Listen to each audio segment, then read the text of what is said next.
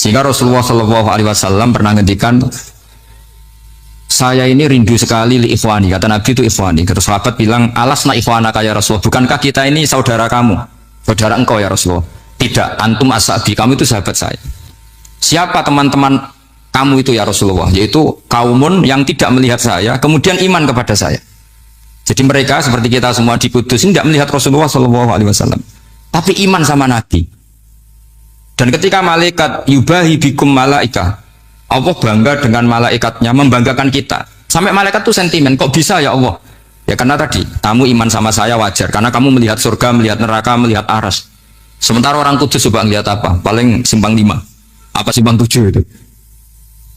Tapi imannya nggak kalah dengan malaikat. Kenapa nggak kalah? Karena tadi kita diajarkan bahwa nisbatul isnaini wassalasah wal arba'ah ila ma la nihayatalaha itu sama-sama nisbatul far'i ilal asli. Tetap yang asli adalah angka 1. Jadi nggak mungkin aslu hadhil asya nggak dari Allah itu, nggak mungkin. Tetap dari zat yang satu. Kemudian tentu ini bukan nisbatul walad ilal walid, anak ke bapak tentu enggak, tapi nisbatul khaliq sama makhluk. Tapi apapun itu pasti satu. Sehingga Imam Amudi akhirnya masuk surga lewat jalur itu, tidak usah lewat pertanyaan man rabbuka wa man nubuka. Kelasnya disuruh ngajar malaikat. Saya punya rencana jadi pengajar malaikat nanti itu kan. Jadi orang-orang Kudus yang dapat barokahnya Raden Asnawi nanti jangan mau kalau ditanya man rabbuka wa man nubuka. Kelasnya itu harus apa? Jadi gurunya malaikat. Karena bapak kita Nabi Adam itu keren. Nabi Adam itu adalah orang yang disuruh Allah dipresentasikan, dibanggakan Allah di depan para malaikat. Ketika ada malaikat yang agak hasut, tapi itu tidak malaikat papan atas, malaikat yang kebanyakan. Itu kan agak terima. Nabi Adam jadi apa? Khalifah. Sampai malaikat ini usul ataj'alu fiha mayufsidu fiha wasfikut. Makanya kalau saya protes sama malaikat itu malaikat yang ini, bukan Jibril sama Israel. Kalau protes Israel bahaya ya. Bisa dihabisin. Saya pernah ditanya seorang kiai, Gus, ini kan gojlok malaikat kok berani? Ya karena malaikat yang jenis ini pernah gojlok Nabi siapa? Adam. Nggak percaya kalau Nabi Adam itu layak mimpin, sampai protes ataj'alu fiha mayufsidu fiha wasfikut. Tapi apa yang terjadi? Allah mengajarkan satu ilmu di Nabi Adam, kemudian disuruh meresentasikan. Qala ya Adamu ambihum bi asma'ihim. Adam, coba kamu presentasikan ilmu kamu. Wah, Nabi Adam fasih mempresentasikan ilmu. Kata Allah, kamu bisa nggak sepinter Nabi Adam? Nggak bisa ya Allah. Makanya sudah saya bilang ini alamu malah. Saya lebih tahu siapa yang layak mimpin. Jadi layak mimpin itu pertama harus kuwatul ilm. Ilmunya itu harus kuat. Nanti saya akan cerita hubungannya Raden Asnawi dengan Syekh Nawawi. Apa itu hubungan teman, apa murid guru, itu memang masih jadi polemik sampai sekarang. Kalau saya ya keyakinan saling istifadal. Ini bahasa netral, tidak murid guru tapi saling apa? Istifadal. Kata Syekh Nawawi dalam tafsir Munir itu, ilmu itu nomor 1. Sehingga beliau setiap ada ayat fa inna husbawahi humul ghalibun, beliau pasti menafsiri bil hujjah wal barohin la bis saulah. Sama ingat betul takbirnya, memang saya hafalkan. Tapi bukan untuk modal pidato, boten. Modal sebagai wong alim. Kalau pidato gampang. Pidato itu semua orang bisa. Kalau jadi orang alim itu tidak gampang. Lebih susah lagi wong alim berpidato itu. Kalau nggak pernah mbah saya tidak mau. Karena memang saya terkenal nggak suka pidato. 1 memang nggak bisa. Nomor 2 tidak ingin. Nomor 3 ya rugi. Karena pidato itu nasib-nasiban. Kalau nasib baik kamu tidak paham itu, wah Gus Pak ilmunya tinggi sehingga kita tidak paham itu kalau nasib baik. Kalau nasibnya ada baik, nak ngendikan bulat sama itu tepat-tepatan. Dan Syekh Nawawi itu benar, Raden Asnawi juga benar, semua guru-guru kita benar. Karena agama ini sebetulnya bukan masalah negara, tapi masalah logika yang sehat. Uni Soviet itu pernah mengkooptasi Uzbek, Ceknya, Tajikistan. Itu 100 tahun. Orang dipaksa ateis. Tapi orang-orang Uzbek, saya sering ketemu lama Uzbek, kadang ketemu di Korea, kadang di Malaysia. Orang-orang Uzbek itu punya basement di bawah tanah. Kemudian di bawah tanah ini mereka ngajarkan tauhid. Ngajarkannya ya gampang. Misalnya, ini sesuatu yang ada, iya ini. Ini ada penciptanya enggak? Ya ada. Siapa? Tukang katanya. Yang penting itu enggak ada logika bahwa sesuatu yang ada disebabkan oleh ketiadaan. Lah orang komunis, orang ateis itu orang yang mengatakan alam ini didahului oleh nihilisme, oleh adamiyah.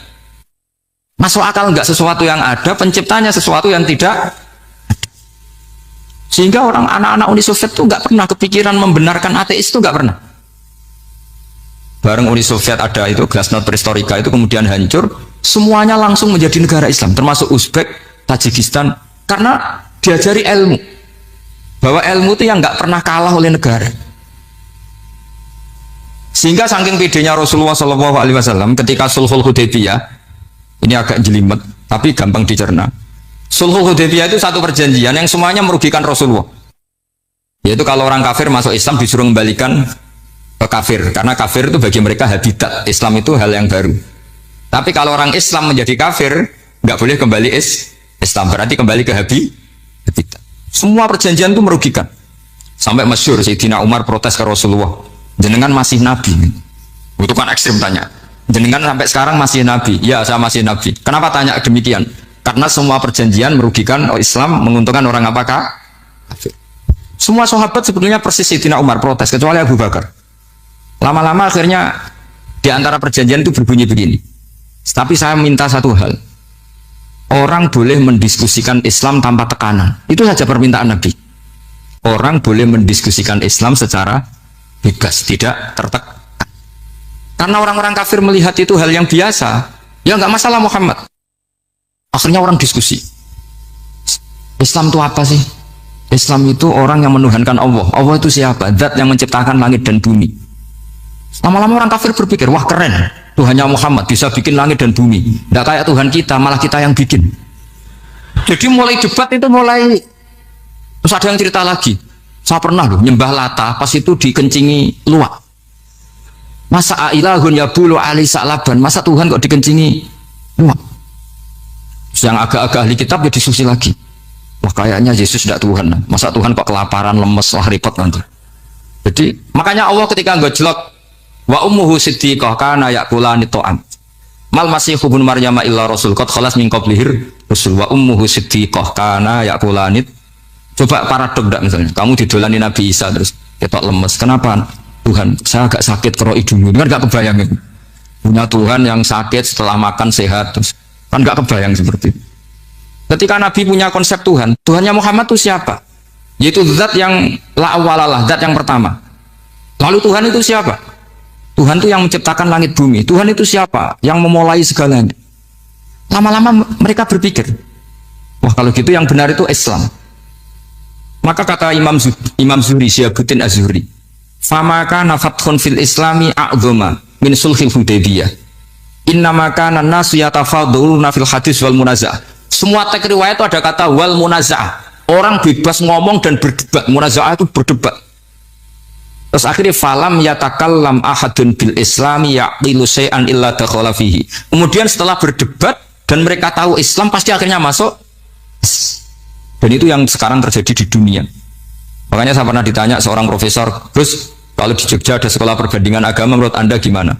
Asal itu tentang agama nggak apa-apa, tapi kalau yang dibandingkan umat Islam itu jangan, karena nanti kalau di Indonesia kira-kira yang copet itu ditanya agamanya juga Islam, yang koruptor juga Islam. Jadi kalau yang dikaji Islamnya nggak apa-apa, tapi orangnya jangan, kata saya.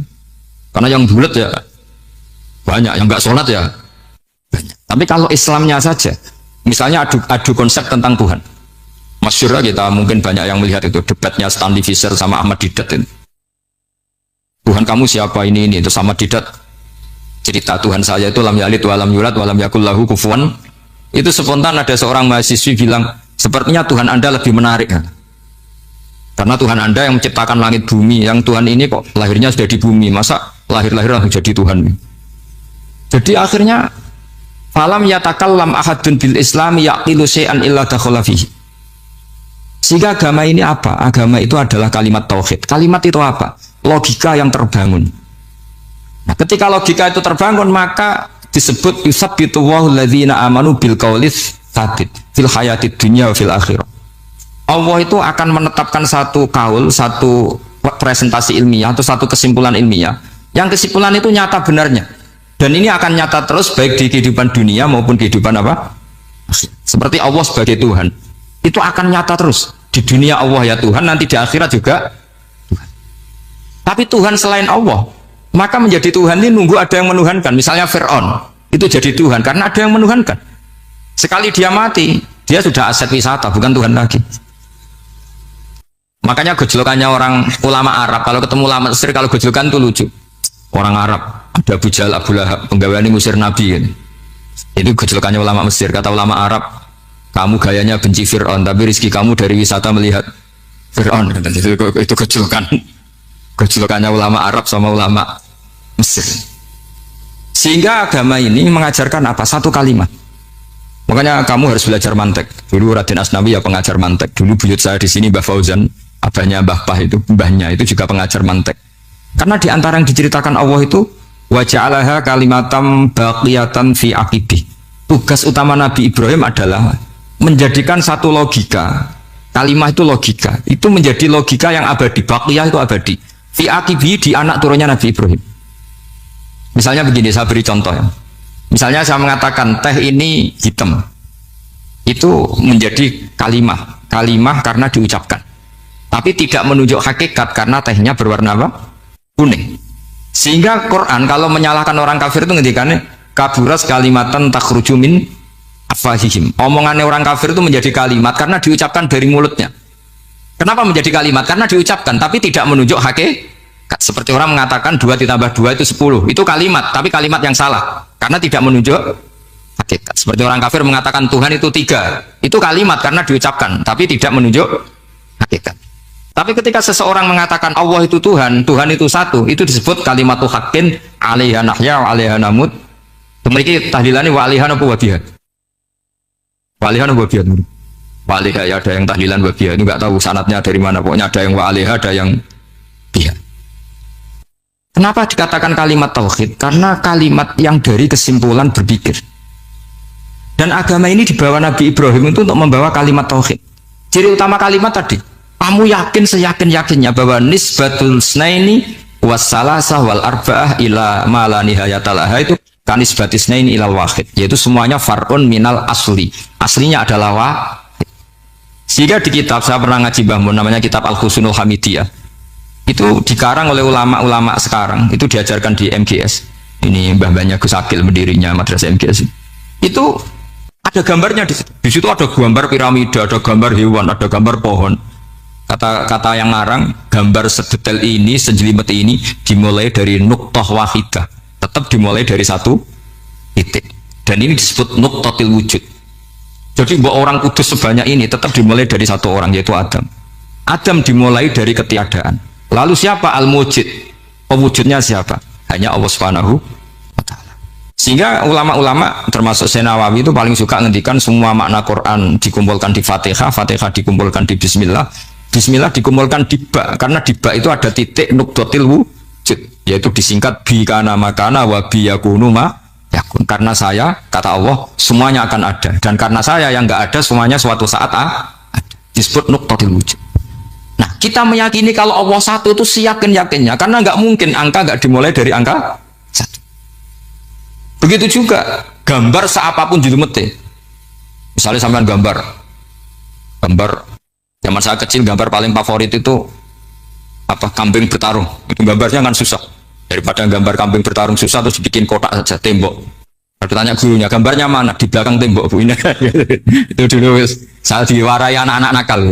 Jadi semua satu gambar itu disuruh gambar harimau, yang satu disuruh gambar kambing bentrok, yang satu disuruh gambar matahari, semuanya kotak semua. Ini itu Bu, gambarnya di belakang apa? Tembok, maka nggak kelihatan kata sih. Jadi gurunya kalah cerdas. Dan guru itu sebenarnya nggak pernah menang, karena murid itu lebih pinter. Itu teman saya dulu kalau ngaji itu, kalau tes itu ngerpek, baca. Gurunya marah, kamu tes kok baca? Enggak ngerpek Bu, ini belajar di kelas.